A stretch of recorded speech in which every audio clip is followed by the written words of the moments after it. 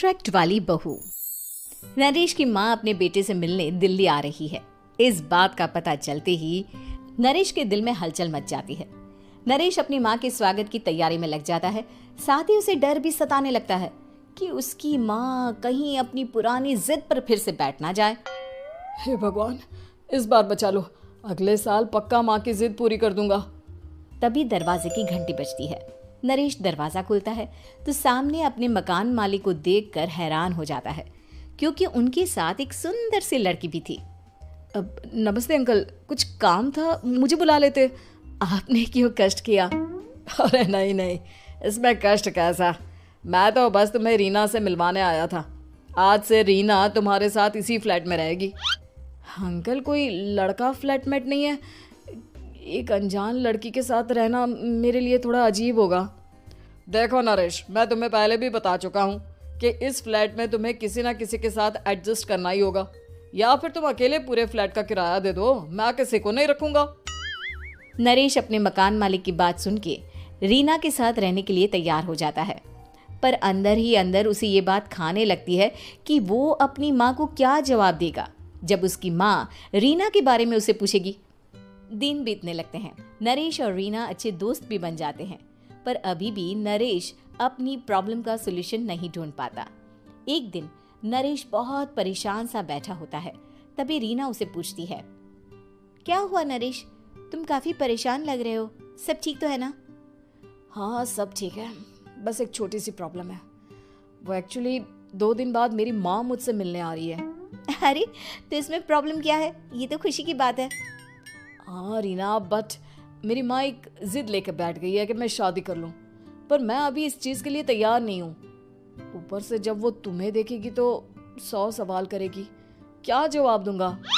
अरे इसमें कोई टेंशन वाली बात नहीं है, मेरे पास ना इस प्रॉब्लम का सलूशन है, जिससे ना तुम्हें शादी करनी पड़ेगी और ना ही तुम्हारी माँ मेरे बारे में कुछ पूछेंगी। रीना की बात सुनकर नरेश सोच में डूब जाता है। वो सोचता है कि रीना खुले ख्यालों वाली लड़की है, कहीं माँ को सच बता ना दे। नरेश को सोच में डूबा देखकर रीना कहती है, अरे क्या हुआ, किस सोच में पड़ गए? डोंट वरी, जैसा तुम सोच रहे हो ना वैसे कुछ भी नहीं है, मेरे पास एक प्लान है। मैं कुछ समझ नहीं पा रहा हूँ, कैसा प्लान? मैं समझाती हूँ। हम ना एक कॉन्ट्रैक्ट मैरिज कर लेते हैं। फिलहाल मेरे पास जॉब नहीं है, तो तुम इस रूम का किराया दे देना जब तक तुम्हारी माँ यहाँ रहेंगी, सिर्फ तब तक। और तुम अपनी माँ से कह देना कि मैं तुम्हारी पत्नी हूँ, इससे वो मेरे यहाँ रहने पर कोई सवाल भी नहीं करेंगी। अरे बात तुम्हारी ठीक है, पर माँ से झूठ बोलना, ना ना बाबा, मैं ये रिस्क नहीं ले सकता। कोई और आइडिया दो ना तुम। देखो मंजूर हो तो बोलो, वरना सच बता दो, मुझे कोई प्रॉब्लम नहीं है। रीना की बात सुनकर नरेश सोच में डूब जाता है।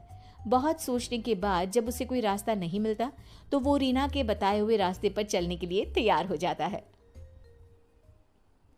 वो रीना से बात करता है और अपनी माँ की पसंद और नापसंद के बारे में बताता है।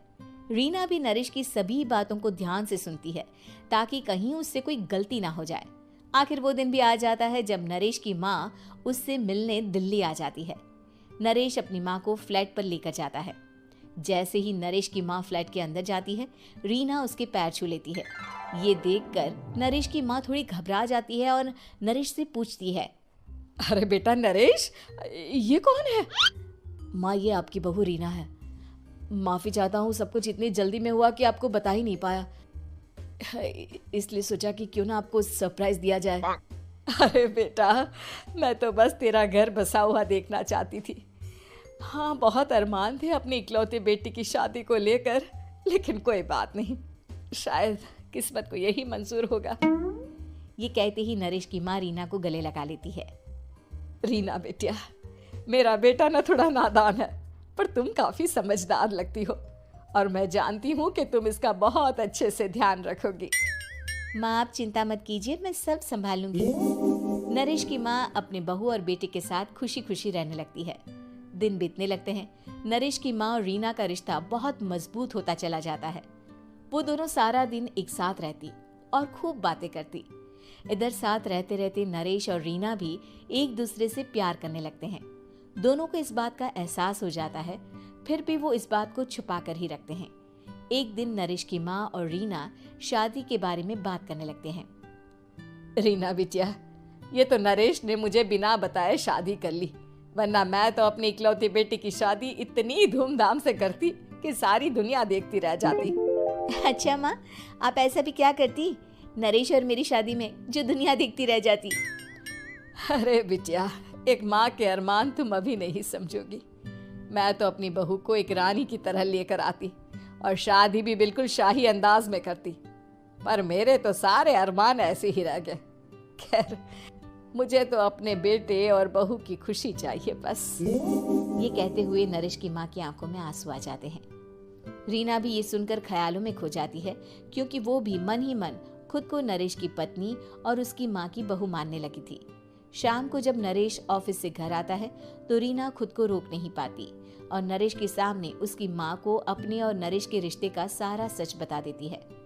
रीना की बात सुनकर नरेश की माँ दोनों से बहुत नाराज हो जाती है और घर वापस जाने की बात करने लगती है। तुम दोनों ने मुझसे सच छुपाकर बहुत ठेस पहुंचाई है मुझे। अब तुम लोगों के साथ नहीं रहना चाहती मैं, कल ही वापस चली जाऊंगी अपने घर। माँ, मुझे माफ कर दो, ये सब मैंने रीना के कहने पर ही किया है, वरना मैं भी आपको कभी ठेस पहुंचाने के बारे में सोच भी नहीं सकता। हाँ माँ, हमने ये सिर्फ आपका दिल रखने के लिए किया, प्लीज हम दोनों को माफ कर दीजिए। तुम दोनों ने मेरे अरमानों के साथ खिलवाड़ किया है, और वैसे भी मुझे अपने बेटे के लिए एक अच्छी लड़की ढूंढनी है, इसलिए मेरा यहाँ से जाना ही बेहतर होगा। माँ की ये बात सुनकर रीना खुद को रोक नहीं पाती। माँ, क्या मैं आपके घर की बहू बनने लायक नहीं हूँ? रीना की बात सुनकर नरेश हैरान रह जाता है। नरेश की माँ भी कुछ समझ नहीं पाती। मैं कुछ समझी नहीं, आखिर तुम कहना क्या चाहती हो? माँ, मैं वो नरेश से बहुत प्यार करती हूँ और साथ ही साथ मैं आपको भी अपनी माँ मान बैठी हूँ। आज जब आपकी बातें सुनी तो खुद को रोक नहीं पाई, इसलिए सारा सच आपको बता दिया। रीना की बात सुनकर नरेश की माँ की आंखों में आंसू आ जाते हैं और वो अपने बेटे नरेश और रीना को गले लगा लेती है। मेरे घर की बहू तो सिर्फ रीना बिटिया ही बनेगी। मैं आज ही तुम दोनों की शादी की तारीख निकलवा दूंगी, बस एक बार तुम्हारे घर वाले मान जाए। उसी दिन रीना के माता पिता भी उनके फ्लैट पर आ जाते हैं। दोनों परिवार आपस में बैठकर बातें करते हैं और शादी के लिए राजी हो जाते हैं। रीना भी कॉन्ट्रैक्ट फाड़ देती है और कहती है, सही मायने में मैं अब बहू बनूंगी, अब तक तो सिर्फ कॉन्ट्रैक्ट वाली बहू थी। मेरा नाम है हरिया, मैं काम करता हूँ बहुत बढ़िया, खाता हूँ खाना और रोज गाता हूँ गाना। अरे यार, आज तो बहुत देर हो गई। इस खतरनाक जंगल को देखकर तो मेरे हाथ पैर ठंडे हो गए हैं। अगर मैं वक्त पर गांव नहीं पहुंचा तो मालिक बहुत नाराज हो जाएंगे। तभी हरिया को एक आवाज सुनाई देती है। सुनिए हरु जी। अरे, ये आवाज किसने दी?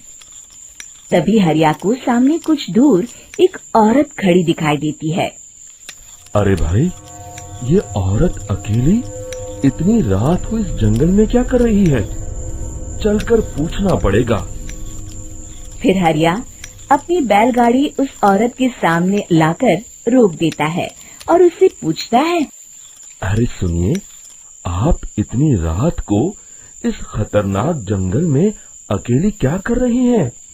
तभी वो औरत मीठी आवाज में कहती है, अरे हरु जी, आप आ गए। मैं कब से आपका इंतजार कर रही थी। वैसे तो यहाँ से काफी लोग गुजर चुके हैं, लेकिन मैं खास आपका इंतजार कर रही थी। अच्छा, तुम सच कह रही हो? मुझे तो यकीन नहीं हो रहा है। वो क्या है ना, आज तक किसी ने मुझसे इतने प्यार से बात नहीं की। हाँ हाँ हरु जी, मैं सच कह रही हूँ। अब देर मत करिए और जल्दी से मुझे मेरे घर तक छोड़ दीजिए। हाँ हाँ, कौन सी बड़ी बात है, अभी छोड़ देता हूँ। आप मेरे पीछे बैलगाड़ी में बैठ जाइए और मुझे रास्ता बताते चलिए। फिर वो औरत हरिया की बैलगाड़ी में बैठ जाती है और हरिया बैलगाड़ी हाँकता हुआ आगे चल पड़ता है।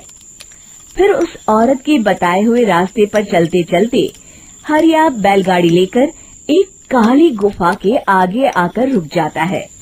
हरिया उस औरत से पूछता है, हाँ देवी जी, आपका घर कहाँ है? यहाँ तो एक गुफा के अलावा और कुछ नहीं है। तभी अचानक वो औरत हवा में उड़ने लगती है। देखते ही देखते उसका सुंदर रूप एक डरावनी चुड़ैल में बदल जाता है और वो जोर जोर से हंसती है। अरे तू तो एक नंबर का बेवकूफ निकला। तू तो बड़ी आसानी से मेरी बातों में आ गया। अरे मर गया रे, ये तो एक चुड़ैल है। हे भगवान बचा ले, ये तो बड़ी डरावनी दिखाई दे रही है।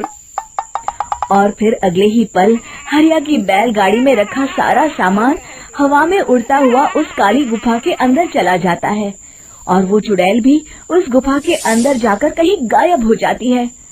हरिया ये नजारा देख बुरी तरह घबरा और परेशान हो जाता है। अरे ये चुड़ैल तो मेरा सारा सामान लेकर गुफा में गायब हो गई। अब क्या होगा? अगर मैं गांव खाली हाथ गया तो मालिक मेरी अच्छी खबर लेंगे। मेरी इस बात का कोई यकीन भी नहीं करेगा। फिर आखिर वही हुआ। हरिया के मालिक चंपक सेठ को हरिया की किसी भी बात पर रत्ती भर भी यकीन नहीं हुआ। चंपक सेठ को लगा हरिया झूठ बोल रहा है और उसने ही लालच में आकर सारा सामान हड़प कर लिया है। फिर हरिया को बेईमान समझकर चंपक सेठ उसे काम से निकाल देता है। अगले दिन अपनी दुकान में परेशान बैठा चंपक सेठ गुस्से में बड़बड़ाता है, अरे दुकान में तो सामान बिल्कुल भी नहीं है। अब मुझे ही शहर जाकर सामान लाना होगा। फिर वो अपनी बैलगाड़ी लेकर शहर चला जाता है। शहर से सामान लेकर जब चंपक सेठ वापस गांव लौट रहा होता है, तभी उसे एक आवाज सुनाई देती है, चंपक जी, ओ चंपक जी। अरे ये तो कोई मेरा नाम लेकर मुझे पुकार रहा है। फिर उस रास्ते में वही औरत खड़ी दिखाई देती है।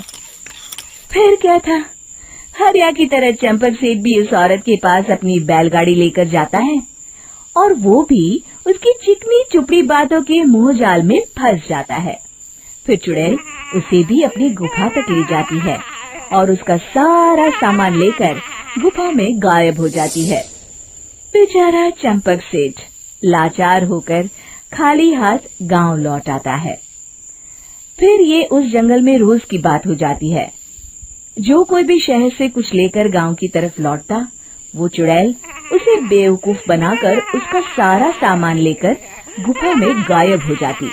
एक दिन हरिया एक लकड़हारे को उसी जंगल की तरफ जाते हुए देखता है।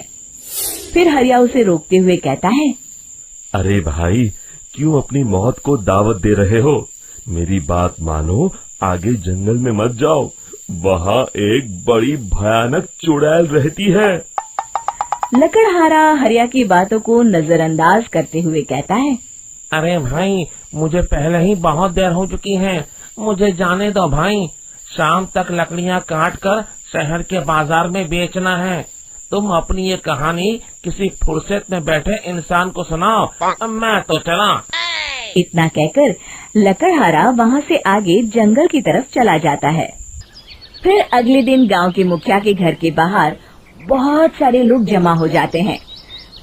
तभी हाथ में कुल्हाड़ी लिए खड़ा लकड़हारा कहता है, अरे मुखिया जी, अब आप ही हमें बचाइए उस जंगल वाली चुड़ैल से। हमारा सारा काम तो शहर से ही होता है। अरे मुखिया जी, उस चुड़ैल की वजह से तो मैं पूरी तरह बर्बाद हो गया हूँ। हम सबको मिलकर उस चुड़ैल का कोई इलाज करना पड़ेगा। तभी भीड़ में खड़ा वीरा कहता है, आप लोग चिंता मत करिए, कल से वो चुड़ैल किसी को नहीं लूट पाएगी।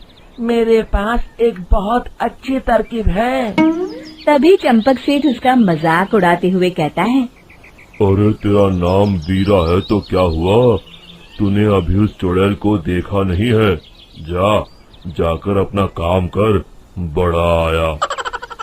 तब मुखिया जी कहते हैं, नहीं नहीं चंपक सेठ, मुझे लगता है हमें इस लड़के को एक मौका देना चाहिए।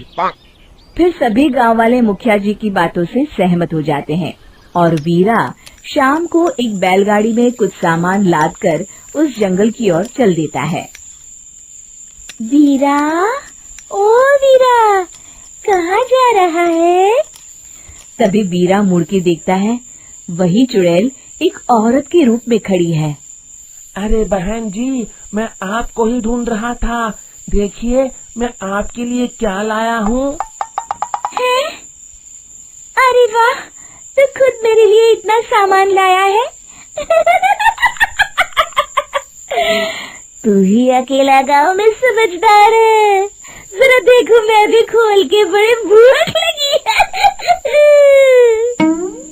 जैसे ही चुड़ैल उस सामान पर से कपड़ा हटाती है, एक भगवान शिव की तेज रोशनी उसके अंदर मूर्ति से निकलती है और चुड़ैल अपने असली रूप में आकर जलने लगती है। अरे मैं जल रही हूँ, बचाओ! बचाओ! ओम नमः शिवाय! मर गई मैं! देखते ही देखते वो चुड़ैल राख के साथ उड़ जाती है और सभी गांव वाले भी वहां आ जाते हैं। शिक्षा बुराई पे सदा अच्छाई की ही जीत होती है। गरीब की शादी। शशि की सौतेली माँ ने उसकी शादी की तो बड़े घर में, लेकिन पति कोई काम न करता। आप ससुर जी के साथ काम पर क्यों नहीं जाते? हाँ, जाऊंगा, लेकिन कल से। आज जरा मैं दोस्तों के साथ घूमने जा रहा हूँ। शशि के 2 बच्चे होते हैं, लेकिन रमेश का हाल वैसा का वैसा ही रहता है। एक दिन, सुनिए ना, बच्चा रो रहा है, इसके दूध के लिए पैसे नहीं है। अरे तो पिताजी से ले लो ना। क्यों? अगर आप में कमाने की क्षमता नहीं थी तो शादी क्यों की? तभी घर आई बड़ी ननद बोल पड़ती है। आहा, तुम्हारी माँ को साफ साफ कह दिया था कि लड़का ना कमाता है ना कभी कमाएगा। हम 4 बहनें हैं इसका ख्याल रखने के लिए, और पिताजी का इतना सारा पैसा, तुम्हें किस चीज की कमी रखी है? लेकिन थोड़े ही सालों में तकदीर बदल जाती है। शशि का ससुराल गरीब हो जाता है। सब बिकने के बाद शशि अपने पति, बच्चे और सास के साथ किराए के मकान में आ जाती है। मैं कोई नौकरी करना चाहती हूँ दीदी। अरे, इतने बड़े घर की बहू थी शशि, तुम नौकरी करोगी? नहीं नहीं नहीं नहीं। नहीं करूंगी तो घर कैसे चलेगा? बच्चों को भी तो पालना है ना। तभी शशि का भाई आ जाता है। शशि, ये ले राशन का सामान, किसी भी तरह की कोई भी जरूरत हो तो बताना। भाई, अब मैं नौकरी करूंगी। देख बहन, वैसे तो मैं तेरे साथ हूं, लेकिन हाँ, मैं ये भी चाहता हूं कि तू अपने पैरों पर खड़ी हो जा। शशि को एक प्ले स्कूल में छोटे बच्चों को संभालने की नौकरी मिल जाती है। एक दिन, शशि, मेरे स्कूल को अब तुम संभाल लो। मैं कुछ दिनों के लिए अपने बेटे के पास जा रही हूं। लेकिन प्ले स्कूल अकेले मैंने कभी नहीं संभाला है। अब ये सब मैं नहीं जानती। इतने महीनों में तूने जो देखा, बस पूरे आत्मविश्वास के साथ उसे करना। शशि नीलम के जाने के बाद पूरे 1 महीने उसका स्कूल अकेले संभालती है, और फिर एक दिन आता है जब वो अपना खुद का स्कूल भी खोल लेती है। वाह शशि, तुमने आज मेरा सर गर्व से ऊंचा कर दिया। तुम्हारा यही आत्मविश्वास तुम्हें बहुत आगे ले जाएगा। नीलम, बहुत आगे जाने की चाह नहीं है, बस ये छोटा सा स्कूल मेरे बच्चों की अच्छी शिक्षा में मेरी मदद करे, यही मैं चाहती हूँ। शशि थोड़े थोड़े पैसों से ही अपना परिवार पाल रही थी। एक दिन उसके घर उसकी बड़ी ननद आती है। अरे भाभी, घर में कूलर तो लगा लेती, मेरी माँ को कैसे पंखे में लिटा रखा है। अरे तो शशि कौन सा एसी लगा कर सो रही है, वो भी तो यहीं रहती है ना मेरे पास। ज्यादा यहाँ आकर मेरी बहू को परेशान न किया करो। हाँ, मुझे भी शौक नहीं है इस छोटे से घर में आने का। मैं तो बस ये बोलने आई थी कि मेरे बेटे की शादी है तो ननिहाल का जो नेग होता है वो ले आना। हाँ हाँ, जितना बनेगा कर देंगे, और ना हुआ ना तो वो भी नहीं करेंगे। तभी शशि बोल पड़ती है, अरे नहीं नहीं माँ जी, रीटा घर की बेटी है, उसके ससुराल वाले उससे शादी पर पूछेंगे कि मायके से क्या मिला। रीटा, तुम मुझे सामान की लिस्ट भेज देना, मैं पूरी कोशिश करूंगी कि तुम्हारी हर डिमांड को पूरा करें। अच्छा, मैं खाना लगाती हूँ। शशि ये बोलकर किचन में चली जाती है। धीरे धीरे कर शशि किसी न किसी तरह अपनी सारी ननदों की डिमांड भी पूरी करती, बच्चों की ख्वाहिशें भी, और उनकी पढ़ाई के लिए पैसे जोड़ती। एक दिन जब शशि का बेटा 12वीं पास करके आता है, माँ, अब तुझे काम करने की जरूरत नहीं है, मैं अब कोई ना कोई नौकरी करके पढ़ाई भी साथ कर लिया करूंगा। शशि को लगता है कि बेटा और आगे पढ़ाई करे, लेकिन वक्त की मार के कारण वो बेटे को काम के लिए हाँ कर देती है। अब बेटा एक बैंक में चपरासी बन जाता है। लड़का, देखने में तो बड़ा अच्छा है, अंग्रेजी भी पटर पटर बोलता है, फिर चपरासी क्यों? लड़का सारी बात मैनेजर को बता देता है। अच्छा, तो मैं तुझे एक मौका देता हूँ, तू यहाँ रहकर दूसरे डिपार्टमेंट का भी काम सीख। अगर तू किसी एक का भी काम अच्छे से सीख गया तो मैं तुझे यहाँ टेबल चेयर में बैठने वाली नौकरी दे दूंगा। लेकिन एक दिन शशि की ननद उसे फोन करती है। अरे भाभी, देखो मायका तो मेरा तुम लोगों से ही है। मैंने आपके बेटे और मेरे भतीजे प्रदीप के लिए यहाँ एक नौकरी देखी है, पूरे 5,000 मिलेंगे। वैसे करता ही क्या है, चपरासी ही तो है ना। कोई बात नहीं रीटा, मैं उसे इस शहर के बाहर नहीं भेजना चाहती हूँ, बाकी वो शाम को आएगा तो मैं पूछ लेती हूँ। वहीं प्रदीप मैनेजर की बात से खुश हो जाता है और मैनेजर के काम पर ही नजर रखने लगता है। वो उनकी तरह के पेपर पढ़ता, काम करता और आने वाले लोगों की बातें सुनता। एक दिन बैंक में ऑडिट वाले आते हैं। ये गलत है, पूरी बैलेंस शीट नहीं मिल रही है, कहीं ना कहीं गड़बड़ है। ए मैनेजर, क्या करते हो? बैंक के पैसों का हिसाब सही नहीं है। मैनेजर के पसीने छूट जाते हैं। तभी प्रदीप वहां जाता है। अब क्या मैं ये बैलेंस शीट देख सकता हूँ? अरे बेटा, मजाक नहीं, जाओ पानी लेकर आओ एक गिलास। प्रदीप मैनेजर को पानी लाकर देता है और फिर ऑडिटर से कहता है, देखिए सर, मैं आपको बता सकता हूँ कि कैसे बैलेंस शीट को आप लोग गलत तरीके से जोड़ रहे हैं। ऐसा बोलकर प्रदीप एक एक कर सारे डाउट क्लियर कर देता है। अरे हाँ, ये तो पॉइंट हमने देखे ही नहीं थे। गुड, कौन है ये बच्चा? तभी मैनेजर बोल पड़ता है, अब हमारे यहाँ अकाउंट में नया आया है। ऑडिटर के जाने के बाद, वाह प्रदीप, आज तो तुमने मेरी नौकरी बचा ली। और आपने भी तो मेरी नई नौकरी लगा दी, अकाउंटेंट की। बस फिर क्या था, प्रदीप ने एक बार जो सफलता की सीढ़ी चढ़ी, बस चढ़ता ही चला जाता है। फिर एक दिन शशि की ननद, अरे भाभी कैसी हो? घर को तो बड़ा ही सुंदर चमका रखा है। अरे बेटी, कैसे आना हुआ? तू तो इस छोटे से घर में आना भी नहीं चाहती थी, कोई खास काम है क्या? अब हाँ, वो माँ, मेरा जो मजला बेटा है ना, वो अकाउंट से पढ़ाई कर रहा है, तो प्रदीप से बोलकर उसकी भी कहीं अच्छी नौकरी लगा दो ना। सास और शशि समझ जाते हैं कि कैसे पैसे आते ही लोगों के बात करने के तरीके से लेकर रिश्ते निभाने तक में बदलाव आ जाता है। रेखा के पिता दिल्ली में किसी तरह अपने और अपने परिवार का पेट पाल रहे थे, पर एक दिन, अरे रमेश, तुम्हारी बेटी के तो समझो भाग्य ही खुल गए, वकील लड़के का रिश्ता आया है। अरे वाह, कब करना चाहते हैं शादी? वो लोग तो जल्द से जल्द ही करेंगे, बाकी शाम को मैंने रेखा को देखने के लिए बुला लिया है। तेरा घर छोटा है तो तुम लोग मेरे घर ही आ जाना। राकेश और उसकी बीवी सारी तैयारी के साथ रोहित और रेखा की शादी कर देते हैं।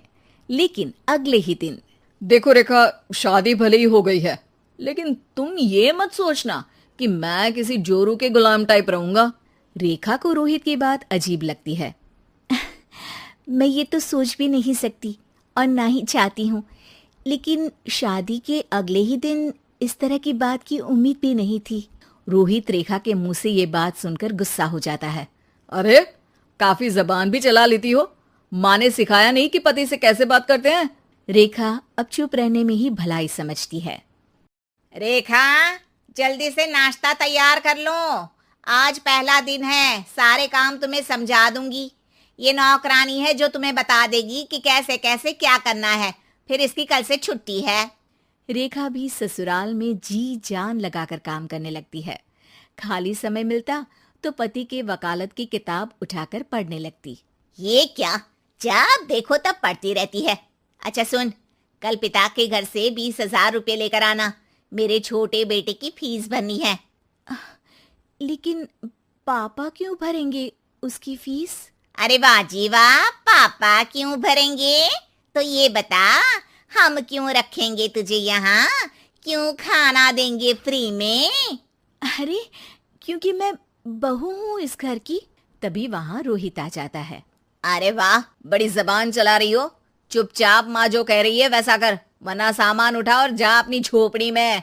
बेचारी रेखा क्या करती, पिता के घर जाती है, उनको सारा हाल बताती है। पिता भी जैसे तैसे पैसों का इंतजाम कर बेटी को ससुराल के लिए विदा करते हैं। देखा, अब कहाँ से आए पैसे? अरे बहुत माल है तुम लोगों के पास, बस सीधी उंगली से निकालते नहीं। नहीं नहीं माँ, पापा ने अपनी मोटरसाइकिल बेचकर पैसों का इंतजाम किया है। पता नहीं अब वो ऑफिस कैसे जाएंगे। अरे वाह भाई, ये भी हम सोचे। खैर, जैसे तैसे दिन बीतते हैं। रेखा जहाँ एक प्यारे से बेटे की माँ बनती है, तो वहीं उसका वकालत की किताब में ज्ञान और गहराता जाता है। हे भगवान, बुरे फंसे। ये केस तो लगता है कि मैं हार ही जाऊंगा। देखिए, मैंने आपकी इस केस की फाइल पढ़ी थी। इस केस को जीतना बहुत ही आसान है। वाह भाई वाह, यहाँ वकालत की डिग्री लेकर भी मैं समझ नहीं पा रहा हूँ, और तुमने रोटी बनाते बनाते ही केस समझ लिया। अरे जाओ जाओ, जाकर मुन्ने को संभालो। केस मैं संभालूंगा। ए लड़की सुन, जाकर अपने बाप के यहाँ से 3 लाख लेकर आ। पूरा घर फिर से बनाना है। छोटे की शादी करूंगी तो छोटी बहू को कहाँ रखूंगी? पूरा घर तो तूने घेर रखा है। ऐसा मत बोलिए माँ जी, पापा इतना पैसा कहाँ से लाएंगे? अब तो वो रिटायर भी हो गए हैं। हाँ, तभी तो बोल रही हूँ, रिटायरमेंट के पैसे तो मिले होंगे ना। लेकिन वो अगर आपको दे देंगे तो बुढ़ापा कैसे काटेंगे? रोहित रेखा की बात सुनकर गुस्सा हो जाता है। ए सुन, चल अपना सामान उठा, अपना बच्चा उठा और निकल यहाँ से। रेखा के लाख आग्रह के बाद भी रोहित और उसकी सास उसे घर में नहीं रखते। पापा, मैं तलाक चाहती हूँ। बेटा, मेरे पास वकील के पैसे नहीं है। पापा, आप मुझे वकालत करवा दीजिए, अपना केस मैं खुद लड़ूंगी। इस बार रेखा के पिता भी उसे ससुराल ना भेजकर रिटायरमेंट के पैसों से वकालत करवाते हैं। और फिर एक दिन कोर्ट के बाहर, रोहित, आज तुम अपना ही केस हार गए, वो भी उस लड़की से जिसकी तुमने कभी कदर ही नहीं की। रेखा, मुझे माफ कर दो। मैं इतनी बड़ी अमाउंट कहाँ से लाऊंगा? मैं हर महीने पैसे नहीं दे सकता तुमको। पैसे वहीं से लाना जहाँ से तुम मेरे पापा को लाने के लिए मजबूर करते थे। एक पिता अपनी बेटी की शादी उसकी खुशहाली के लिए करता है, ना कि सारी जिंदगी कर्जदार बनने के लिए। अरे, मेरे ही बेटे की किताब पढ़ पढ़कर ज्ञान बांट रही हो? वकालत की किताब तो ससुराल में ही पढ़ी थी ना। बिल्कुल, यहाँ मेरी गलती रही। जिस पैसे से मैंने इसकी शादी की थी, मुझे वो पैसे पहले इसकी पढ़ाई में लगाना चाहिए था। और आज रेखा एक जानी मानी वकील के रूप में काम कर रही है। खूनी दुल्हन। आरती और विकास अपने माँ बाप के साथ दिल्ली में रहते हैं। जर्नलिस्ट होने की वजह से विकास को बहुत बार काम के लिए देर रात तक ऑफिस में रहना पड़ता है, जिस पर ज्यादातर आरती जाग कर उसका इंतजार करती रहती है। इसी तरह एक रात आरती विकास का इंतजार करते हुए घर की बालकनी में खड़ी होती है। इनकी जॉब तो जैसे मेरी सौतन बन गई है।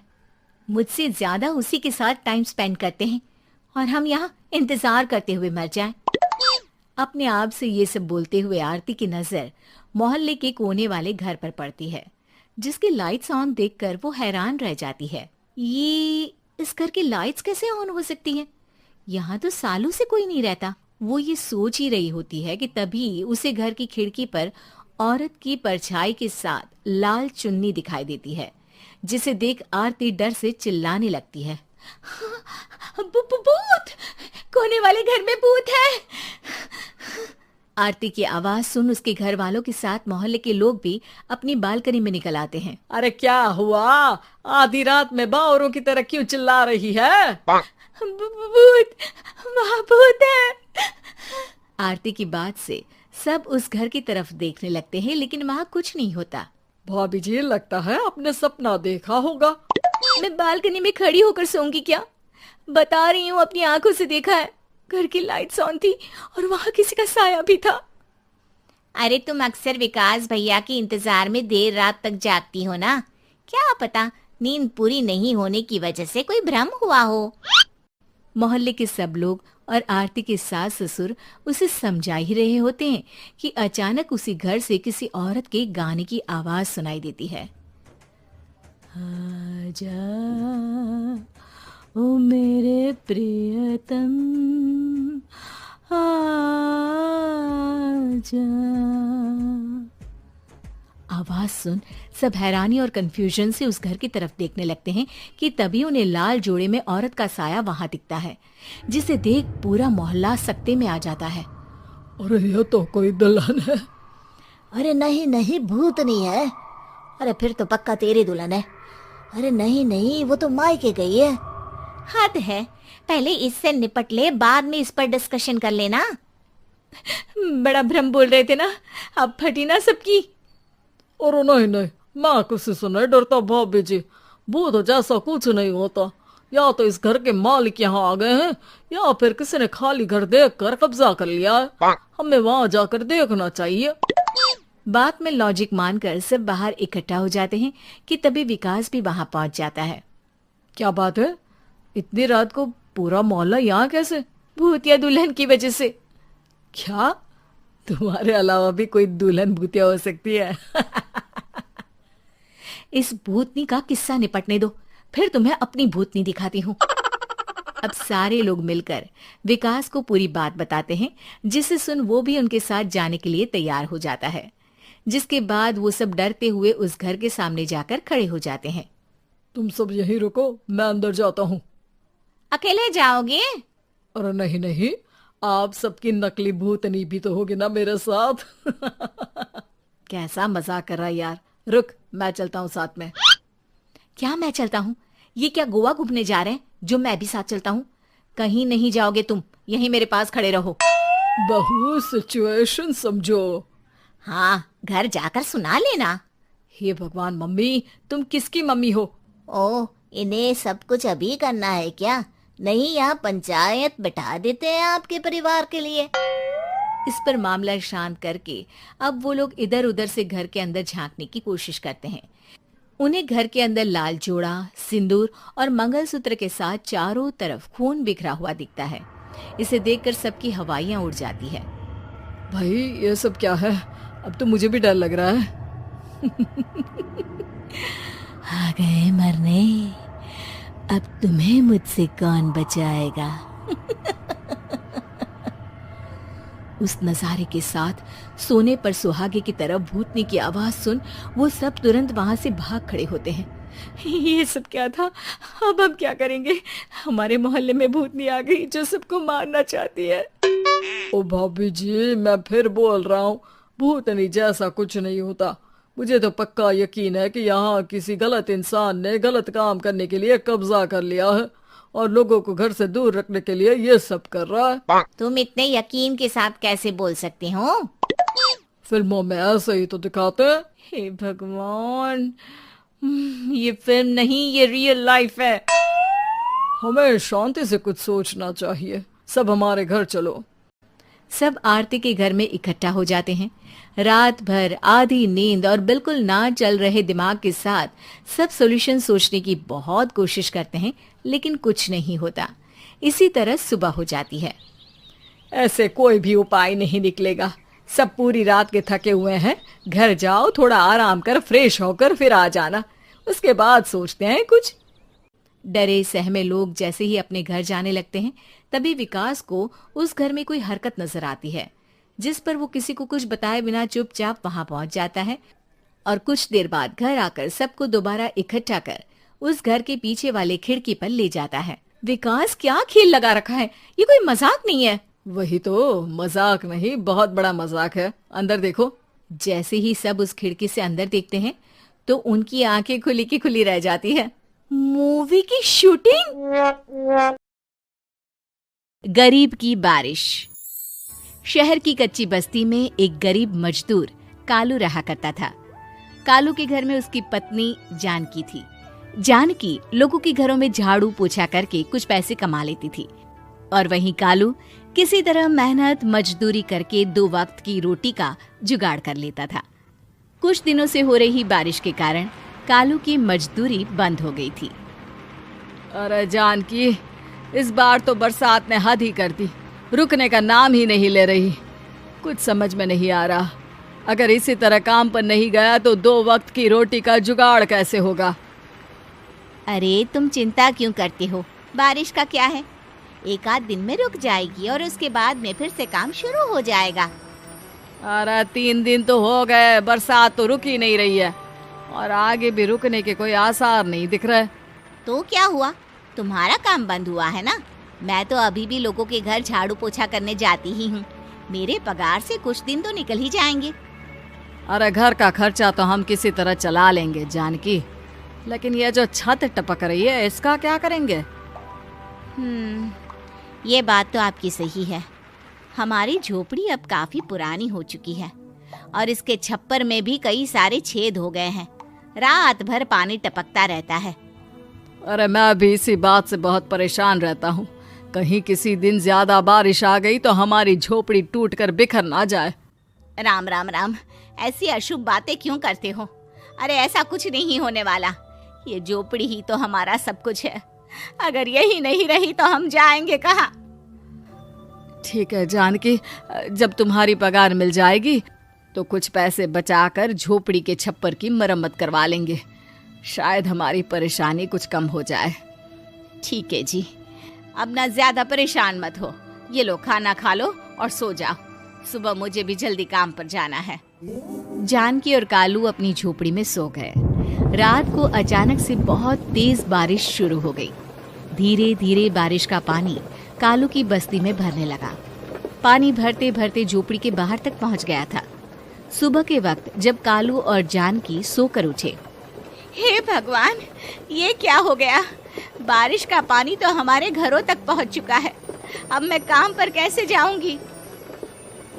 रहने दो जानकी, तुम आज काम पर मत जाओ। ऐसे पानी से निकल कर जाओगी और बीमार पड़ गई तो लेने के देने पड़ जाएंगे। लेकिन अगर नहीं गई तो मालकिन लोग नाराज हो जाएंगे। आप जानते हैं ना, बड़ी मुश्किल से 1 दिन की छुट्टी भी नहीं देती है। अरे लेकिन जानकी, झोपड़ी के बाहर तो पूरी बस्ती में पानी भरा है, तुम जाओगी कैसे? जानकी जैसे तैसे करके काम पर चली जाती है, लेकिन अगले दिन फिर से बहुत ज्यादा बारिश होती है और बस्ती में ज्यादा पानी भर जाता है। आज तो मैं तुम्हें किसी भी तरह काम पर नहीं जाने दूंगा। अरे अगर तुम्हें कुछ हो गया तो क्या होगा? ठीक है, तुम ठीक ही कहते हो, आज नहीं जाती। अगर मालकिन नाराज हो गई तो मना लूंगी किसी तरह। अरे मनाने वाली क्या बात है? जब तुम बताओगी कि हमारी झोपड़ी में पानी भर गया है तो वो खुद ही समझ जाएंगे ना। अगले 2 दिन तक तेज बारिश होने की वजह से जानकी, कालू और आसपास की बस्ती में रहने वाले सभी लोगों के घरों में पानी भर जाता है, जिसकी वजह से जानकी काम पर नहीं जा पाती। और 3 दिन के बाद जैसे ही जानकी काम पर पहुंचती है, कहाँ थी तुम? पिछले 3 दिनों से काम पर क्यों नहीं आई? मेम साहब, क्या बताऊं, इतनी ज्यादा बारिश हो रही थी, हमारी पूरी बस्ती में पानी भर गया है और उससे भी ज्यादा तो मेरी झोपड़ी के अंदर पानी भर गया। आप ही बताइए कैसे आती मैं? इसका मतलब ये हुआ कि बारिश होगी तो तुम काम पर नहीं आओगी? ना ना, मेरे कहने का ये मतलब नहीं था मेम साहब। तुम जानती भी हो 3 दिन से कितनी परेशानी हो रही है मुझे। सारा काम मुझे खुद करना पड़ा। माफ कर दीजिए मालकिन जी, पर मैं क्या करती, आने के लिए रास्ता ही नहीं था। सब जगह पानी भरा हुआ था। बहाने तो तुझे बहुत बनाने आते हैं। जान की देख, अगर अगली बार ऐसा किया ना तो फिर काम से हमेशा के लिए छुट्टी। अरे ना ना मालकिन, ऐसा मत कीजिए। बारिश की वजह से मेरे पति की मजदूरी भी छूट गई है। बड़ी मुश्किल से घर में 2 वक्त खाने की रोटी का जुगाड़ हो पाता है। आप मुझे काम से निकाल देंगे तो हम क्या खाएंगे? अगर इतनी ही चिंता है तो फिर रोजाना काम पर आया करो। चलो अब जल्दी से जाकर घर का सारा काम करो। बारिश रुकने का नाम ही नहीं ले रही थी। पूरे शहर में बाढ़ जैसे हालात बन गए थे, लेकिन नौकरी जाने के डर से जानकी किसी तरह रोज काम पर जाती थी। एक दिन जब जानकी काम करके अपने घर लौट आई तो अचानक उसकी बस्ती में कुछ लोगों का शोर सुनाई दिया। अरे लगता है बाहर कुछ हुआ है, मैं जाकर देखता हूँ। हाँ हाँ, पता तो कीजिए, ये बस्ती में लोग इतना शोर क्यों कर रहे हैं? बाहर जाकर कालू ने एक आदमी से पूछा, अरे क्या हुआ भाई, इतना शोर क्यों मचा रहा है?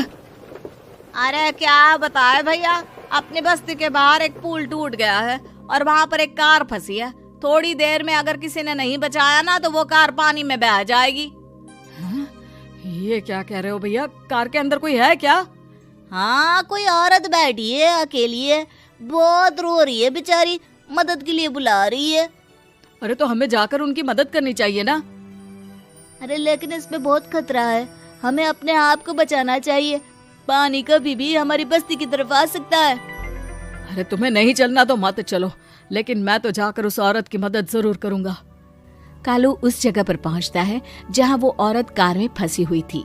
वहां पर पानी का बहाव बहुत तेज था और सारा पानी कालू की बस्ती की तरफ ही आ रहा था। कालू ने एक बड़ी सी रस्सी को पेड़ से बांध दिया और दूसरे सिरे को कार की तरफ फेंक दिया और उस औरत को रस्सी के सहारे बाहर आने के लिए कहा। तभी वहां जानकी भी दौड़ती हुई आई। अरे ये तो मेरी मालकिन है, जिनके यहाँ मैं काम करने जाती हूँ। अरे मैडम जी, आप डरिएगा मत, आपको कुछ नहीं होगा।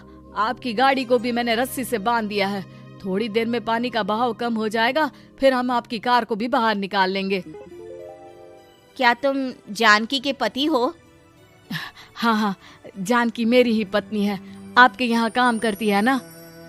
लेकिन मेम साहब, आप यहाँ पानी में कैसे फंस गई? अब क्या बताऊं, मैं अपनी सहेलियों के साथ पिकनिक पर गई थी, वहीं से लौट रही थी। अचानक पानी का बहाव तेज हो गया और मेरी गाड़ी फंस गई। अरे कोई बात नहीं मालकिन, अब ना आप बिल्कुल सुरक्षित हैं। मैं तो बहुत बुरी तरह डर गई थी। कब से मदद के लिए चिल्ला रही थी, लेकिन कोई मेरी मदद के लिए नहीं आया। भला हो तुम्हारा पति का जिसने मेरी जान बचा ली। लेकिन जानकी, मैंने तुम्हारे साथ बहुत गलत व्यवहार किया। इतने खराब मौसम और बाढ़ में भी तुम्हें काम पर आने के लिए कहा, नौकरी से निकालने की धमकी भी दी, और तुमने मेरी जान बचाई। मुझे माफ कर दो। अरे कोई बात नहीं मालकिन, आपकी जान बचाना तो हमारा धर्म था। देखो जानकी, तुम्हारी झोपड़ी में जो भी नुकसान हुआ है उसके लिए मैं तुम्हें पैसे दूंगी। आज तुम्हारे पति ने मेरी जान बचाई है और आज के बाद मैं तुम्हें कभी भी नौकरी से निकालने की धमकी नहीं दूंगी। आज मैं तुम्हारी परेशानी को अच्छी तरह समझ चुकी हूँ। हम जैसे पैसे वाले लोगों के लिए अपने घर में बैठकर बारिश का मजा लेना बहुत आसान है, लेकिन तुम गरीब लोगों के लिए बाढ़ और बारिश काफी परेशानी खड़ी कर देते हैं। ये बात मुझे आज अच्छी तरह समझ आ गई है। आपका बहुत बहुत धन्यवाद मालकिन। गरीब भाई की अमीर बहन। किशोर और पिद्दी 2 भाई बहन थे। पिद्दी बहुत खर्चीले स्वभाव की थी। वो जितना कमाती अपने ऐशो आराम में पैसे उड़ा दिया करती। लेकिन किशोर समझदार था, घर को साथ लेकर चलना जानता था। अपनी बहन के जितना कमाता तो नहीं था, लेकिन फिर भी वो किसी तरह घर का खर्च चला लेता था। एक दिन पिद्दी किशोर से कहती है, किशोर, तुम थोड़ा ज्यादा क्यों नहीं कमाते? मेरे दोस्त रोज मेरा मजाक उड़ाते हैं। अरे बहन, मैं कोशिश तो कर रहा हूँ। अच्छा सुनो, अगले महीने रक्षाबंधन है, मुझे सोने का हार चाहिए। इससे कम कुछ भी ना लूंगी। अरे दिला दूंगा बहन। किशोर को पूरी रात नींद नहीं आती।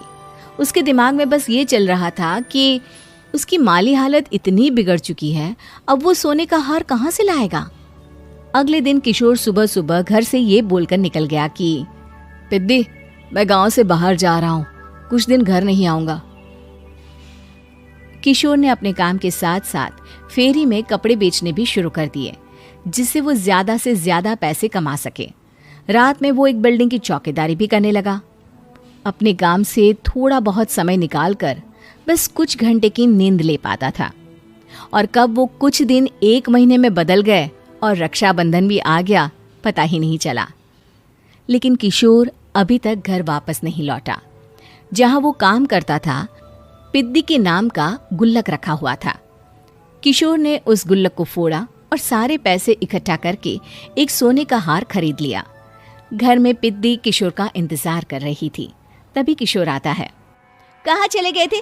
4 दिन का कहा था और 1 महीने से पता नहीं कहाँ गायब हो गए थे। मैंने बस एक हार मांगा था और तुमने तो घर ही छोड़ दिया। अरे मुझे थोड़ा काम मिल गया था। कुछ नहीं, सब समझती हूँ, बहाने थे तुम्हारे। अपनी बहन के लिए इतना भी नहीं कर सकते। कैसे भाई हो? चलो यहाँ बैठो, राखी बांधती हूँ। पिद्दी ने किशोर को राखी बांधी। वैसे ही किशोर ने अपनी बहन के हाथ में सोने का हार रख दिया। उसकी खुशी का कोई ठिकाना नहीं था। वो मिठाई खिलाए बिना ही नेकलेस लेकर चली गई और शीशे के सामने अपने गले में हार रखकर देखने लगी। किशोर ने लड्डू उठाया और खुद ही खा लिया। ऐसे कई साल गुजर गए। एक दिन पिद्दी की नौकरी छूट गई। अब वो पूरी तरह किशोर पर डिपेंड हो गई थी। आए दिन किशोर को अपने महंगे महंगे शौक गिनाकर उससे पैसे मांगा करती थी। किशोर, कुछ पैसे देना, मुझे पार्लर जाना है। किशोर बिना कुछ बोले उसे पैसे दे देता। ये क्या, 500? अरे इतने में तो मुझे पार्लर में एंट्री मिलेगी बस। अच्छा, देता हूँ ना ज्यादा। अरे कैसे भाई हो, अपनी बहन के लिए इतना भी नहीं कर सकते। किशोर ने जेब से 2000 का नोट निकाला और उसे दे दिया।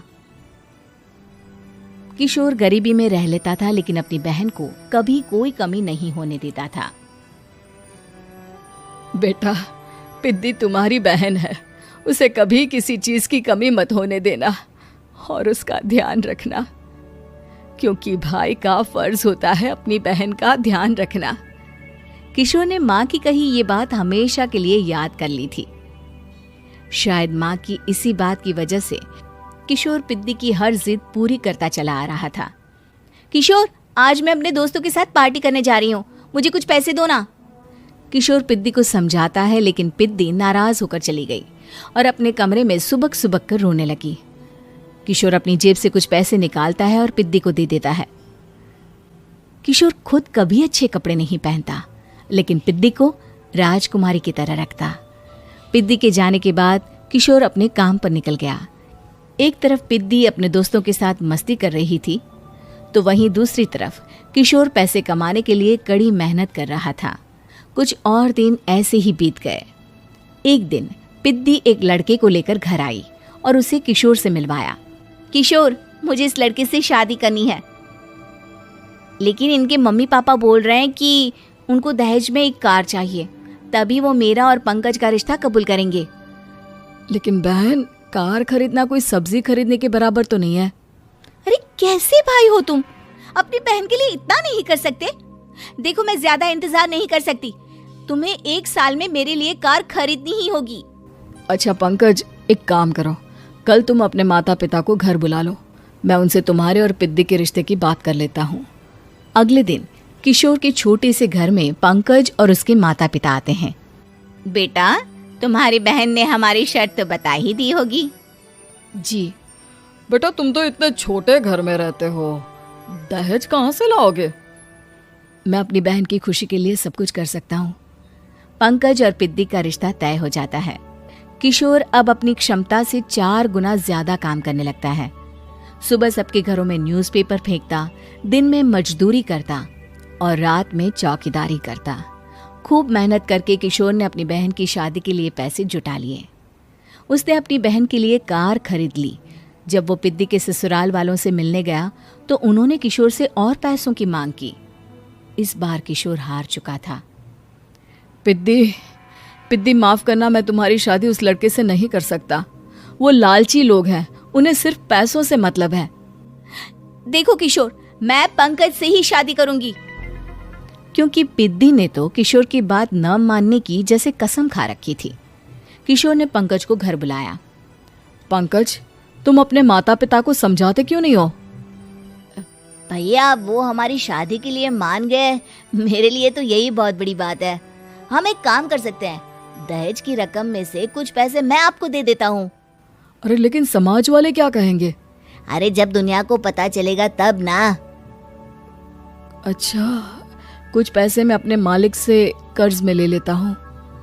कुछ पैसे पंकज देता है, कुछ वो कर्जा लेता है और अपनी उम्र भर की कमाई वो अपनी बहन की शादी में लगा देता है। आखिर में पंकज और पिद्दी की शादी हो जाती है। पिद्दी की विदाई के बाद किशोर बिल्कुल अकेला पड़ जाता है। अब उसका कमाने में भी मन नहीं लगता। उधारी वाले रोज घर में आकर बैठ जाते हैं। अरे किशोर, अब तो पिद्दी की शादी को 5 साल हो गए, अब तो हमारा पैसा लौटा दो। चाचा, पिद्दी के जाने के बाद किसी भी काम में मन नहीं लगता। अरे तो हमारा पैसा कैसे वापस मिलेगा? जी, कुछ करता हूँ मैं। किशोर के ऊपर बहुत सा कर्जा चढ़ गया था, इसलिए उसने तय किया कि वो ये घर बेचकर सबके पैसे लौटा देगा। अगली सुबह शहर के किसी साहूकार को उसने अपना घर बेच दिया और सबके पैसे लौटा के वो गांव छोड़कर चला गया। पिद्दी ने शादी के बाद कभी अपने भाई का हाल तक नहीं पूछा। किशोर को फर्क नहीं पड़ता था, बस ससुराल में उसकी बहन खुश है ये जानकर उसे खुद की खुशी मिलती थी और ये सोचकर कि उसने माँ से किया हुआ वादा पूरा कर दिया। खूनी कुआं। सीमा गर्मियों की छुट्टियों में अपनी नानी के गांव आई थी। सीमा नानी के घर पहुंचने के बाद अपनी नानी के पैर छूती है और उनसे आशीर्वाद लेती है। तभी उसकी नानी उससे कहती है, इतनी बड़ी हो गई मेरी सीमा, चल जल्दी से हाथ मुंह धो ले, मैं तेरे लिए खाना लगा देती हूँ। भूख लगी होगी ना? हाँ नानी, भूख तो लग रही है मुझे, आपके हाथ के बने हुए पीले दाल और चावल खाने की। कितना टाइम हो गया है मुझे आपके हाथ का बना हुआ दाल चावल खाए हुए। तू तो नौकरी में व्यस्त थी, तो तुझे कहाँ से टाइम मिलेगा अपनी नानी के लिए? और जब इतने टाइम बाद आई है तो ज्यादा टाइम के लिए रुक कर जाएगी तू। हाँ नानी, इस बार पूरे 2 महीने के लिए आई हूँ। सीमा की नानी अंदर जाकर उसके लिए खाना बनाने लगती है। सीमा कमरे में अकेली होती है, तभी उसे किसी औरत के रोने की आवाज सुनाई देती है। वो कभी खिड़की से बाहर झांकती है तो कभी दरवाजे से बाहर झांकती है। उसे समझ में नहीं आ रहा होता है कि आखिर रो कौन रहा है। तभी नानी खाना लेकर आ जाती है। वो अपनी नानी से कहती है, नानी, कोई औरत रो रही है क्या? मैं जब से यहाँ आई हूँ तब से मुझे यहाँ किसी औरत की रोने की आवाज आ रही है। हे भगवान, कहीं ये वही तो नहीं? बोलो ना नानी। अरे कोई नहीं रो रहा, ये तेरे मन का वहम है। और तू ना अब खाना खा ले, ज्यादा यहाँ वहाँ की बातों में ध्यान मत दिया कर। जल्दी से खाना खा और फिर मेरे साथ आ जा मेरे कमरे में, दोनों बैठकर खूब सारी बातें करेंगे। ऐसे ही अगले दिन सीमा अपनी नानी के साथ गांव के बाजार जा रही होती है।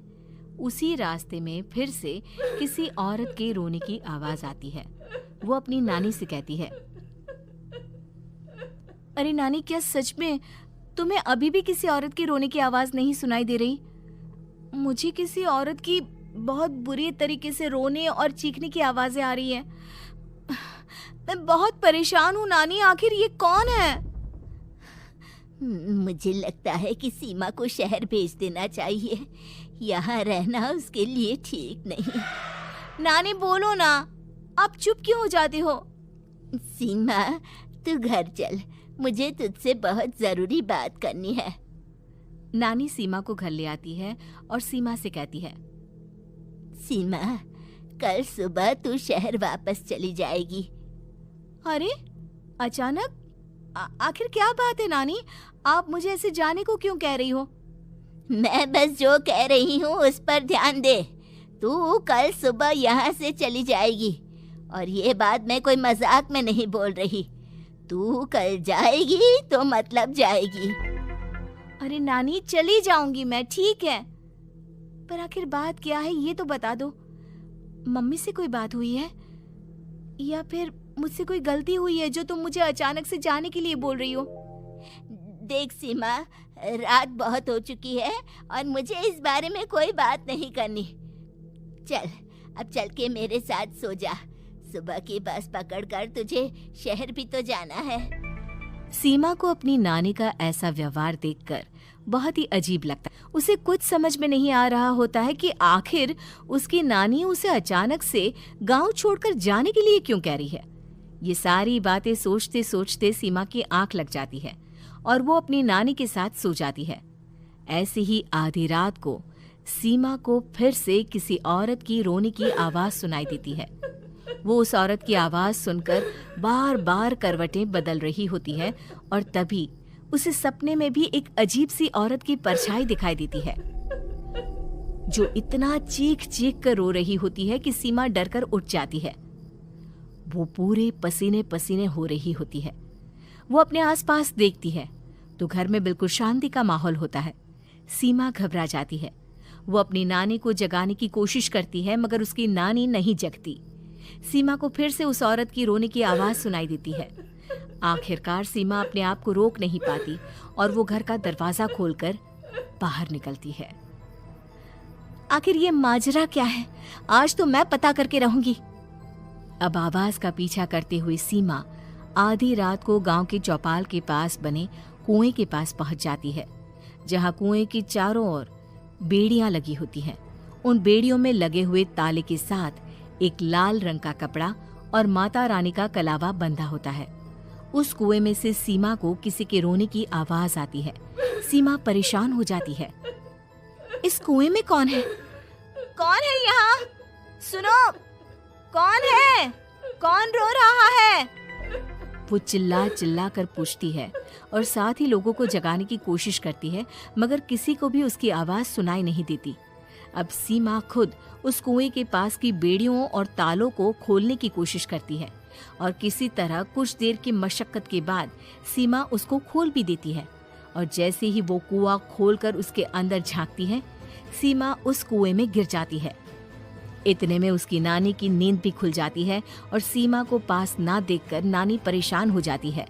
नानी घबराकर पूरे घर में उसे ढूंढने की कोशिश करती है, जिसके बाद उसकी नानी और सभी लोग उस खूनी कुएं के पास जाते हैं और सीमा की नानी कुएं के पास खड़ी होती है। सभी गांव वालों और सीमा की नानी को सीमा के चिल्लाने की आवाज आती है। बचाओ, कोई मुझे बचाओ। मेरी बच्ची, हम आ गए, हम तुझे बचा लेंगे। नानी, मुझे यहाँ बहुत डर लग रहा है। यहाँ इंसान की कटी हुई मुंडिया, हाथ, पैर और कंकाल है और खून भी है। नानी, मुझे डर लग रहा है।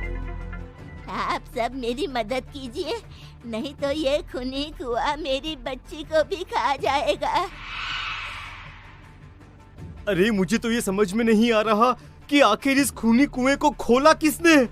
सालों पहले इसको इतनी मुश्किलों के बाद तांत्रिक बाबा ने बंद किया था। अरे पूरा गांव खूनी कुएं के बारे में अच्छे से जानता है, तो कोई भी जानबूझकर तो ऐसा करेगा नहीं। मतलब किसी ने अनजाने में इसे खोल दिया है भैया। सीमा को इस बारे में मालूम नहीं था और जब से वो यहाँ आई थी तभी से उसे किसी औरत के रोने की आवाजें भी सुनाई दे रही थी। कहीं सीमा ने ही तो उसे नहीं खोला। अगर ऐसा है तो फिर सीमा का बचना बहुत मुश्किल है। वहीं कुएं के अंदर सीमा रोते हुए बैठी होती है कि उसे आवाज सुनाई देती है, जो कुएं के बाहर खड़े गांव वालों में से किसी को सुनाई नहीं देता। आज सालों के बाद मुझे ताजा खून मिलेगा। तेरा खून पीकर आज मैं अपनी प्यास बुझाऊंगा।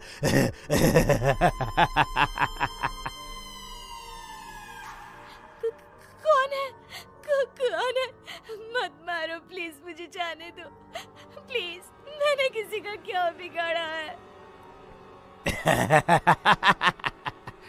वो तुझे मरने के बाद पता चल ही जाएगा।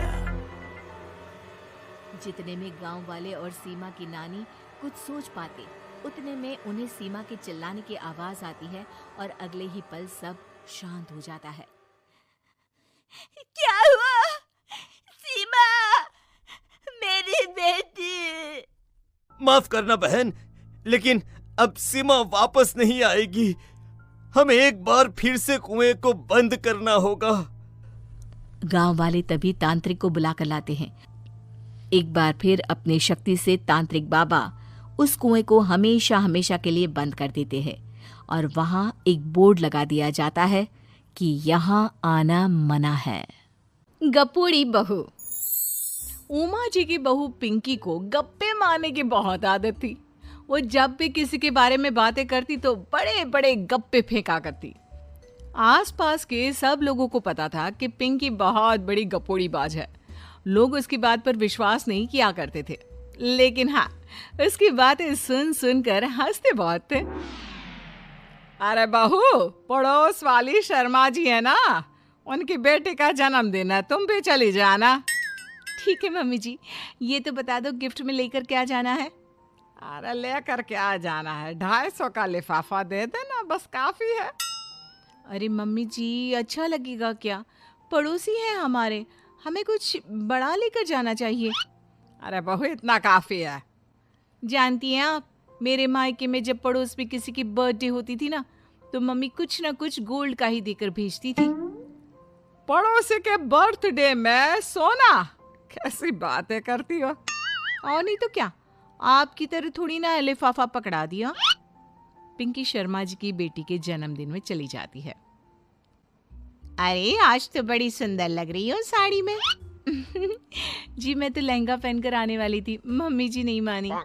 अरे बेटा, बर्थडे पार्टी में तो साड़ी चल जाती है, मेरा मतलब कोई शादी थोड़ी ना है। कैसी बात कर रही हैं आप आंटी जी? मेरे मायके में तो छोटे छोटे फंक्शन भी हम लोग लहंगा बनवाते थे बुटीक से, डिजाइन करवाकर। चाहे पड़ोस में किसी का जन्मदिन हो, मेरी मम्मी हमेशा बुटीक से नया लहंगा डिजाइन करवाती थी। मैंने तो ऐसा कहीं नहीं देखा। ये तो तुमने आज बड़े कमाल की बात बताई। अरे जाने दीजिए, कोई बात नहीं। और बताइए, आपकी बेटी नजर नहीं आ रही? अरे भाभी, मैं यहाँ हूँ। ये देखिए मेरा ड्रेस कैसा लग रहा है? ठीक ही है, मतलब बर्थडे के हिसाब से थोड़ा हल्का है ना। अरे भाभी, इतना सुंदर गाउन पहना है मैंने। मैं ना शादी से पहले अपने बर्थडे पर हमेशा जरी वाला लहंगा पहना करती थी। यही मैं तुम्हारी मम्मी को भी बता रही थी। इसके बाद केक काटने का प्रोग्राम शुरू होता है।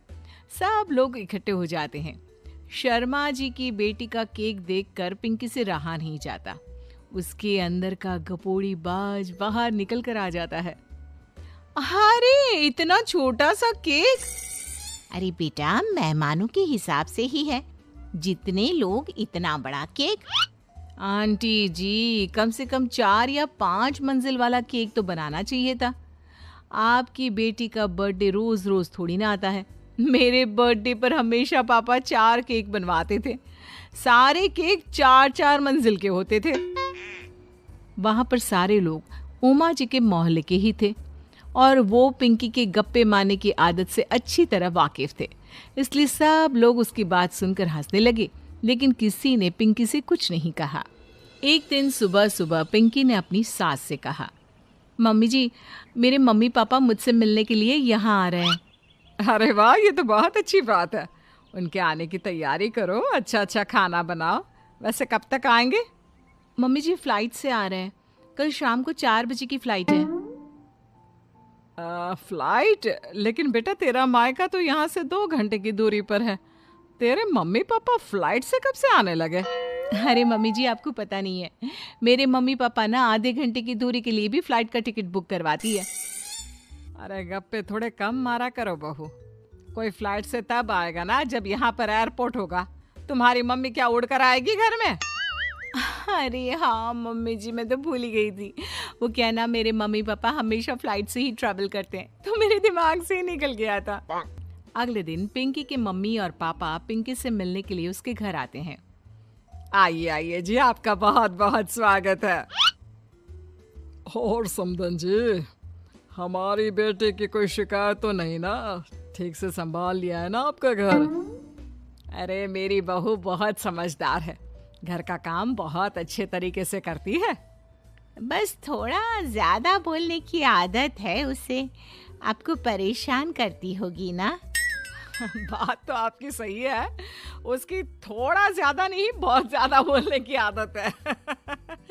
लेकिन कोई बात नहीं, आपकी बेटी दिल की बहुत अच्छी है, बस थोड़ा बोलती ही तो ज्यादा है।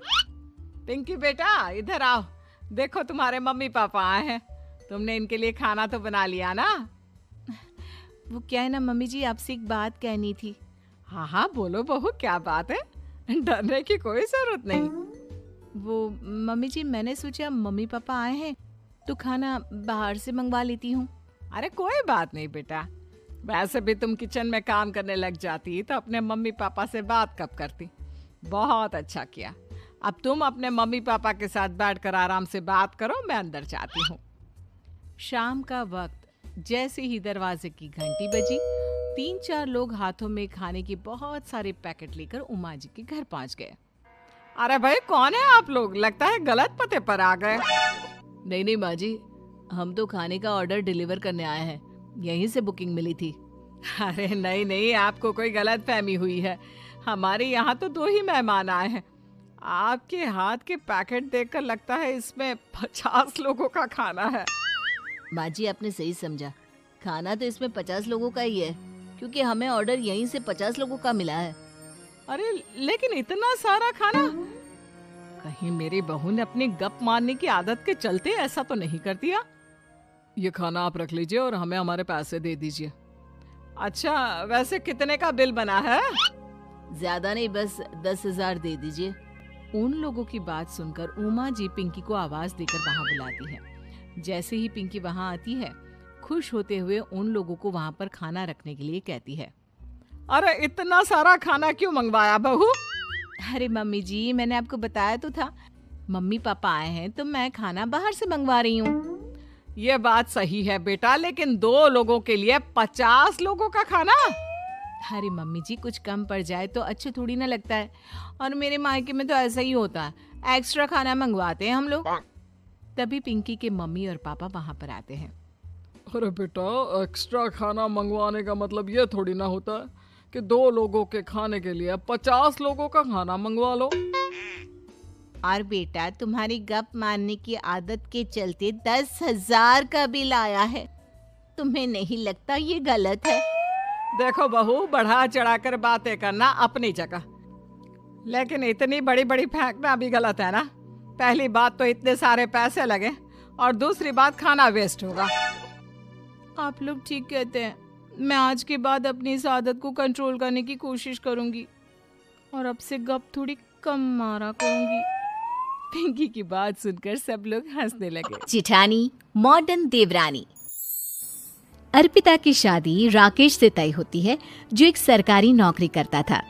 अरे चाची, अर्पिता इतनी सुंदर, पढ़ी लिखी और मॉडर्न लड़की है, फिर कहाँ आप इसकी शादी ऐसे घर में कर रही हैं? अरे लड़का सरकारी नौकरी करता है, इंजीनियर है, खूब कमाता है, खूब मेहनत की है लड़के ने इस नौकरी के लिए। अर्पिता भी राकेश को पसंद नहीं करती थी, लेकिन पिता ने हाँ कर दिया तो शादी के लिए मन मारकर तैयारी कर रही थी। हाँ माँ, चाची ठीक ही तो कह रही हैं। पता है मेरी सहेलियों के पति कितने मॉडर्न हैं। अरे देख बेटा, तू मॉडर्न है ना, वो पढ़ने लिखने वाला गांव का होनहार लड़का है, तू जैसा रखेगी रहेगा। अब तक कोई उसकी केयर करने वाला नहीं था, है तो सिर्फ एक भाई भाभी, और माँ पिता तो गांव में ही रहते हैं। अर्पिता का मुंह बन जाता है। वो पिता के फोन से राकेश का नंबर लेकर उसे मिलने के लिए बुलाती है। आज तो मैं उसे साफ साफ मना कर दूंगी, मुझे नहीं करनी शादी। शक्ल देखी है ना, कपड़े पहनने का तरीका है ना बोलने का। अर्पिता राकेश से मिलने जाती है। अब क्या हो गया? आपने मुझे अर्जेंट मिलने को बुलाया, सब ठीक तो है ना? हाँ सब ठीक है, पर मैं आपसे कुछ कहना चाहती हूँ। आप ना इस शादी से मना कर दे। राकेश की आंखें अर्पिता की इस बात से लाल हो जाती है। वो रोंदे गले से कहता है, लेकिन शादी की सारी तैयारियां हो गई हैं। मैंने आपके साथ एक अच्छे भविष्य का सपना भी देख लिया है। ऐसा मत करिए प्लीज। माँ पिता के अलावा मैंने किसी को दिल से अपना माना है तो वो आप ही है। देखिए, मुझे आपसे कोई समस्या नहीं है, लेकिन आप मेरे जैसे नहीं हैं। मैं मॉडर्न लड़की और आप। मैं आपसे वादा करता हूँ, जब तक आपके लायक नहीं बन जाता मैं कभी आपसे बीवी का हक नहीं मांगूंगा। अर्पिता राकेश का प्यार देखकर पिघल जाती है और शादी के लिए हाँ कर देती है। दोनों की शादी हो जाती है, लेकिन शादी के बाद राकेश की भाभी, जो कि पूरी की पूरी देहाती थी। ए राकेश, उठ, जब पानी भर कर ला और तेरी बीवी को बोल के चूल्हा लगा दिया है, रोटी बना ले। क्या है ये सब? और तुम्हारी भाभी इस तरह चिल्ला क्यों रही है? क्या करूं, भाभी ही खाना बनाती है और मुझे पढ़ने के लिए इस घर में रखा तो मैं घर का सारा काम कर देता हूँ। अब तुम आ गई हो, अपने तरीके से देख लो। ये मकान तो तुम्हारे पापा ने बनवाया था ना शहर में, ताकि बेटा पढ़ाई कर सके। हाँ, पर भाभी ही पूरे घर में रहती है। ठीक है, देखो अब। अर्पिता बाहर जाती है। सूट पहनी अर्पिता को देखकर जेठानी का पारा हाई हो जाता है। ए शहर की हीरोइन, यहाँ ना चलेगा ये सब, समझी? साड़ी पहनो, साड़ी। वो नारंगी वाली निकाले हैं तुम्हारे लिए, जिसमें हरे रंग का फूल बना है, और सीधे पहुंचो रसोई में। मेरे आगे नहीं चलेगा ये सूट बूट का नाटक, समझी? देखिए भाभी, आप बड़ी हैं, आपने राकेश की पढ़ाई में मदद की, लेकिन ये मकान इनके पिताजी का है, तो मैं अपना पोर्शन अलग कर रही हूँ। मैं आज से आपके साथ नहीं रहूंगी। जेठानी का तो मानो पारा ही हाई हो जाता है। और ऐसा कैसे नहीं रहेगी? हाँ, और कौन बोला कि राकेश अलग हो जाएगा? वो अपने भाई के बिना नहीं रहता। आज देखिए तो, देखिए कल के आई छोरी क्या बोल रही है। राकेश के साथ बात हो गई है, मैंने ऊपर का हिस्सा राकेश को दे दिया है। उसकी अपनी जिंदगी शुरू हो रही है, तो अच्छा है ना कि अब रसोई भी अलग हो जाए। अर्पिता राकेश की ओर फक्र से देखती है कि उसने अर्पिता के लिए स्टैंड लिया। अर्पिता बाजार में जाकर सारा रसोई का सामान ले आती है। पिता के दिए सामान से घर सजाती है और अपने तरीके से पूरे घर की सजावट करती है। शाम को राकेश ऑफिस से आता है। कुर्ता पैजामे में राकेश को देखकर, अरे ये क्या पहना है? भाभी सिलती है ना कुर्ता, मैं सारी कमाई भाभी को ही दे देता हूँ। लेकिन अब ना बीवी को देना होगा, क्योंकि भैया भी अच्छी नौकरी करते हैं। भाभी अपने पति का पैसा संभालें और मैं अपने पति का पैसा संभालूंगी। तभी भाभी आ जाती है। अरे देखो, बहुत हो गया। हाँ, अलग रहने तक तो ठीक था, लेकिन पैसा हम एक फूटी कौड़ी नहीं देंगे। बचपन से तुम्हारे पति को हमने पाला है, उसका हिसाब दो। अच्छा, हिसाब चाहिए? कितना पढ़ी हैं आप जो आपको हिसाब चाहिए? बड़े भाई हैं उनकी, जिन्होंने उन्हें पढ़ाया लिखाया। वो हिसाब मांगेंगे तो जरूर दे दूंगी भाभी। अरे देख, हाँ, अगर तूने पढ़ाई की है तो मैं भी अंगूठा छापना हूँ। अरे 5 की रात तक पूरी पढ़ाई की है, समझे? वैसे भी कल इन लोगों के माँ बाबूजी आ रहे हैं गांव से, वही लोग ठिकाने लगाएंगे तुझे। अगले दिन सास ससुर आते हैं, दोनों बहुत ही सीधे लोग। अच्छा किया जो ऊपर के हिस्से में राकेश की गृहस्थी लगा दी। अब दोनों बेटे अपना अपना देख ले। छोटी बहू कहाँ है? अरे बहुत ही चालाक है माँ जी, ऐसी जबान चलाती है जैसे दर्जी कैंची चलाता है। वैसे बहू तुम भी कम नहीं थी। और सुनाओ। तभी छोटी बहू सास ससुर के पैर छूकर उन लोगों को चाय और नाश्ता देती है। माँ जी, आप थक गई होंगी, मैं खाना लगा देती हूँ, ऊपर आ जाइए चाय पीकर। अरे बस बस, यही रहेंगे वो, क्योंकि बड़ी बहू मैं हूँ। हमेशा से इनके माँ बाबूजी मेरे पास ही आए हैं। चलिए माँ जी, आप ना किचन में खाना बनाइए, मैं जरा बाजार होकर आती हूँ, और फिर साथ में खाना खाते हैं। जेठानी बाजार निकल जाती है और सास ससुर बेचारे घर पर अकेले। फिर दोपहर को, माँ जी, मैंने आप सभी के लिए खाना बनाया है। माना मैं छोटी हूँ, लेकिन अच्छा लगेगा अगर आप लोग मेरे साथ रहें। वैसे भी यहाँ है कौन बेटा, चलो ऊपर राकेश के पास ही चलते हैं। सास ससुर दोपहर का खाना खाकर वहीं आराम करने लगते हैं कि जेठानी आ जाती है। अरे वाह, ये तो वही बात हुई ना, कल की आई को पूरा परिवार और हम अकेले के अकेले। भाभी देखिए, परिवार में प्यार से रहा जाता है, ना कि चालाकी से। अम्मा खाना कैसे बनाती, पहले ही गांव से थक कर आई हैं। हाय रे दया, तो मैं का बाजार से ऐस करके आ रही हूँ। अरे भूख के मारे मेरा सर दर्द हो रहा है, पर यहाँ मेरी फिक्र कौन करेगा। अरे तो किचन में खाना है, लगा देती हूँ मैं भाभी। बड़ी बैठकर खाना खाती है और शाम को जब राकेश घर आता है। अरे राकेश, तू तो पूरा हीरो लग रहा है इन कपड़ों में। ऐसे कपड़े पहले क्यों नहीं पहनता था? राकेश बीवी की तरफ देखता है और फिर कहता है, माँ पहले पहनाने वाली नहीं थी ना।